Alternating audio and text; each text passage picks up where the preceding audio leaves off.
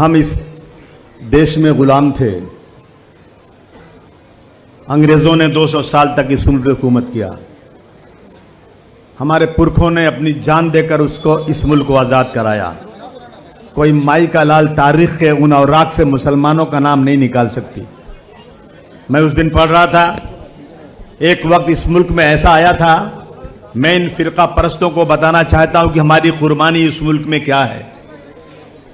जब उलमाए कराम जो दाढ़ी वाले कुर्ते वालों को ये कहते हैं ना कि दहशतगर्द हैं, यही उलमाए कराम एक एक गांव में जाकर अंग्रेजों के खिलाफ शीशा पिलाई हुई दीवार की तरह खड़े हो जाते थे, अंग्रेजों के दांत खट्टे कर देते थे।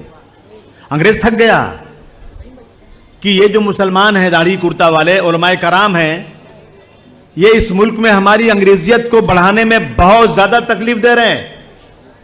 उन्होंने अपने मालिक से ब्रिटेन में, लंदन में बात किया कि हम क्या करें, मुसलमान इस मुल्क में हमारे हर जगह आकर एक पहाड़ की तरह बीच में खड़ा हो जाता है। यकीन जानिए एक वक्त ऐसा भी आया कि उस सारे मुसलमानों को कत्ल कर दिया गया, उलमाओं को शहीद कर दिया गया। किस लिए? कि वो इस मुल्क को आजाद करवाना चाहते थे।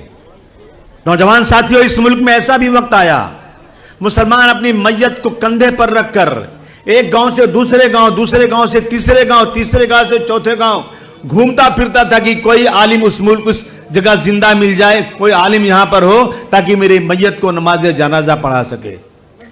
इस मुल्क में ऐसा भी वक्त आया मेरे दोस्तों, हमारी कुर्बानी की हालात सुन लो। ऐसा भी वक्त इस मुल्क में आया कि हमारी मैयत खराब होने लगी, उसमें से बदबू आने लगी। मुसलमान मजबूर होकर के बगैर नमाज जनाजा के अपनी मैयत को दफना। इससे बड़ी कुर्बानी और क्या चाहते हैं? जब गुलिस्तान को खून की जरूरत पड़ी, सबसे पहले गर्दन हमारी कटी। अब ये कहते हैं ये अहले चमन, ये हमारा चमन है, तुम्हारा नहीं।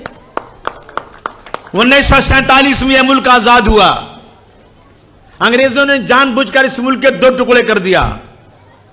मौलाना अबुल कलाम आजाद साहब ने कहा कि हिंदुस्तान पाकिस्तान 2 टुकड़े नहीं होंगे, मेरी लाश पर हिंदुस्तान का बंटवारा होगा। नहीं माने लोग।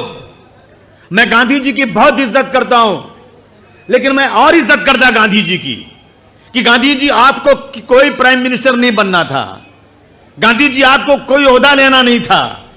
आप इस मुल्क को आजाद करवाने के लिए बदन पर आधा कपड़ा पहनकर, लाठी लेकर पूरे मुल्क में आपने अंग्रेजों के खिलाफ जो लड़ाई लड़ी थी, अगर गांधी जी आप उस वक्त जो अंग्रेजों ने मसौदा बनाया था हिंदुस्तान पाकिस्तान के बंटवारे का, उसको आप फाड़ के रद्दी टोकरी में फेंक देते तो खुदा की कसम में आपकी इज्जत और करता। मुल्क बट गया। जिस दिन मुल्क बटा, उसके फौरन बाद से बाबरी मस्जिद के अंदर मूर्ति रखकर हमारी मस्जिद को मिसमार किया गया। हमने बर्दाश्त किया, हमने बर्दाश्त किया सब चीज। हमें मौलाना अबुल कलाम आजाद ने चिल्ला चिल्ला कर जामे मस्जिद की सीढ़ियों से कहा था, मुसलमानों क्या तुम्हें याद नहीं, तुमने यहां की गंगा नदी में वजू करके यहां नमाज पढ़ी है? क्या तुम्हें याद नहीं तुम्हारे पुरखों की, तुम्हारे शहीदों की हजारों कब्रिस्तानें यहां पर हैं? चले जाओगे तो फातिहा कौन पढ़ेगा? मुसलमानों मत जाओ तुम ये छोड़ करके, चले जाओगे तुम्हारी मस्जिदें वीरान हो जाएंगी, अजान देने वाला कोई नहीं होगा। मत जाओ इस मुल्क को छोड़कर, तुम्हें ताजमहल का हुस्न पुकार रहा है।